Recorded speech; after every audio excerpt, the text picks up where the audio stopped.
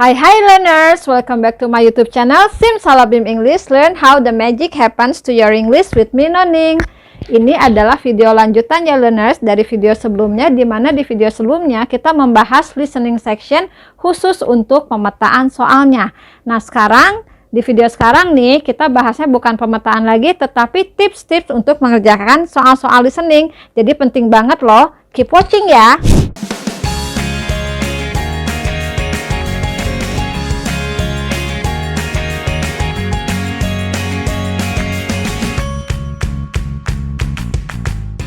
Kita mulai ya learners, kita akan membahas tips listening. Nah yang pertama itu sudah standar ya, tapi jangan terlewat. Yang pertama adalah baca petunjuk dan pahami. Dimana kita ingat bahwa dalam listening section itu ada 3 bagian, part A, part B, and part C. Nah untuk setiap bagian itu petunjuknya beda-beda ya, jadi jangan sampai salah memahami petunjuknya. Kemudian yang kedua itu adalah konsentrasi dan fokus, di mana listening ini benar-benar membutuhkan kefokusan. Jadi learners benar-benar harus mendengarkan. Nah, yang ketiga itu di sini learners harus dapatkan ide situasinya. Maksudnya bagaimana? Di sini ada 3 poin penting. Yang pertama, who are the speakers? Kita harus tahu siapa pembicaranya. Kemudian yang kedua adalah where is the place? Di mana kira-kira tempat pembicaraan itu terjadi. Dan yang terakhir itu harus tahu why and purpose-nya. Apa tujuan dari pembicaraan tersebut? Bisa ya learners? Nah, sekarang kita masuk tips yang sangat penting, yaitu yang nomor 4. Di sini kita akan membicarakan tentang pronunciation skill. Apa itu pronunciation? Pronunciation adalah cara mengucapkan atau cara pengucapan. Di sini learners jangan sampai salah paham dengan cara pengucapan si speakernya ya. Nah, di sini ada beberapa hal yang harus diperhatikan. Yang pertama adalah contraction. Apa itu contraction? Biasanya berupa singkatan-singkatan seperti ini. Misalnya I'll, couldn't, won't. Nah, want di situ jangan tertukar dengan want yang artinya ingin ya. Want di sini artinya will not ya, jadi kalimat negatif. Jangan sampai salah paham ya. Yang kedua, kita punya yang namanya connected speech, masih berupa singkatan ya. Jangan tertukar, misalnya gonna itu sama dengan going to ya. Sedangkan wanna itu sama dengan want to. Jadi jangan sampai salah paham. Yang ketiga itu ada untuk akhiran atau ending, ada s, is atau ed. Cara mengucapkannya harus ingat ya, misalnya place, ya itu artinya play pakai akhiran s, atau misalnya plate, itu bentuk lampau dari play, plate, oke? Jangan tertukar. Kemudian kita ada juga yang tidak kalah penting, yaitu intonation. Intonation dalam bahasa Indonesia kita kenal dengan istilah intonasi ya, biasanya turun naiknya cara pengucapan. Di sini ada 2 jenis intonasi yang sangat penting, yaitu raising and falling intonation ya. Raising intonation itu adalah intonasi naik ya, sedangkan falling intonation intonasi turun. Nah, misalnya seperti ini, kita jangan sampai tertukar karena setiap intonasi itu menunjukkan arti yang berbeda-beda.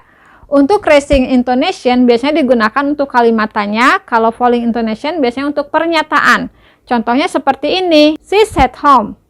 Itu falling intonation, artinya pernyataan ya, atau statement yang artinya dia ada di rumah. Tapi kalau dirubah intonasinya menjadi she's at home, itu menjadi kalimat tanya karena menggunakan raising intonation. Jadi beda arti kan? Kebayang ya?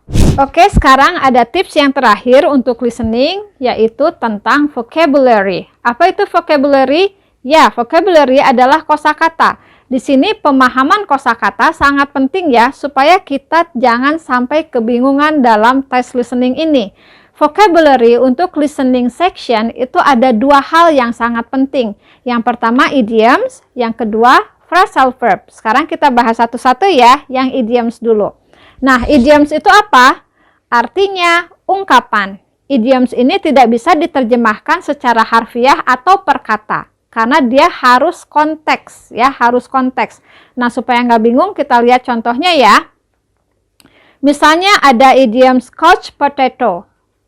Kalau diartikan per kata kan artinya apa? Ya, karung kentang, gitu kan? Tetapi sebenarnya artinya bukan itu, tetapi artinya lazy. Ya, artinya seseorang yang malas. Kita lihat di sini contoh kalimatnya, I don't like watching TV, I'm not a couch potato. Saya tidak suka menonton TV terlalu lama misalnya ya, karena saya bukan seorang pemalas. Paham ya?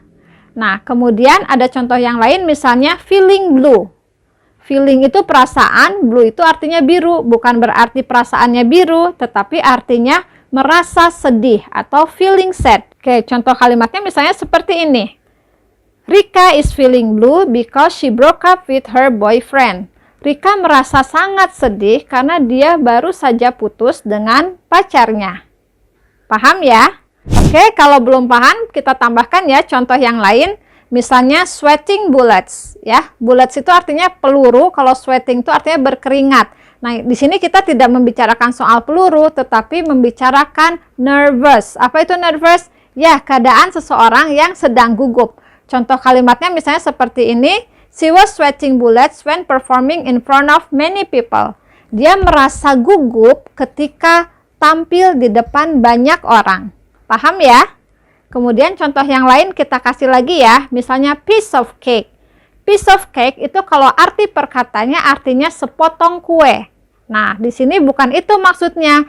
Piece of cake itu artinya easy, something easy to do, atau sesuatu yang sangat mudah untuk dilakukan. Contoh kalimatnya, I can do that by myself, it's a piece of cake. Artinya, aku bisa deh ngerjain sendiri, gampang banget kok. Gitu ya, paham kan? Kita lanjut ya learners. Jadi selain idioms, itu vocabulary dalam listening ada yang penting juga, yaitu phrasal verb. Phrasal verb adalah kelompok kata kerja ya. Jadi kelompok kata kerja, jadi kata kerja dikasih artikel tertentu, maka artinya akan berbeda dan tidak bisa diterjemahkan per kata. Nah, kita lihat di sini misalnya hold on seperti apa? Hold on itu artinya tunggu, bukan artinya hold memeluk ya. Beda, karena ada tambahan on di situ. Contoh kalimatnya, please hold on while I grab my shoes. Nah, kita punya contoh yang terakhir, misalnya kata look after. Look itu artinya melihat, after artinya sesudah. Tetapi ketika mereka digabungkan, artinya berbeda loh, artinya merawat. Contoh kalimatnya seperti ini, I have to look after my sick grandmother. Aku harus merawat nenekku yang sedang sakit. Paham ya learners? Bisa kan? Selamat mencoba dan belajar di rumah ya. Oke, it's a wrap learners. Kita sudah bahas listening section. Udah ada tipsnya juga.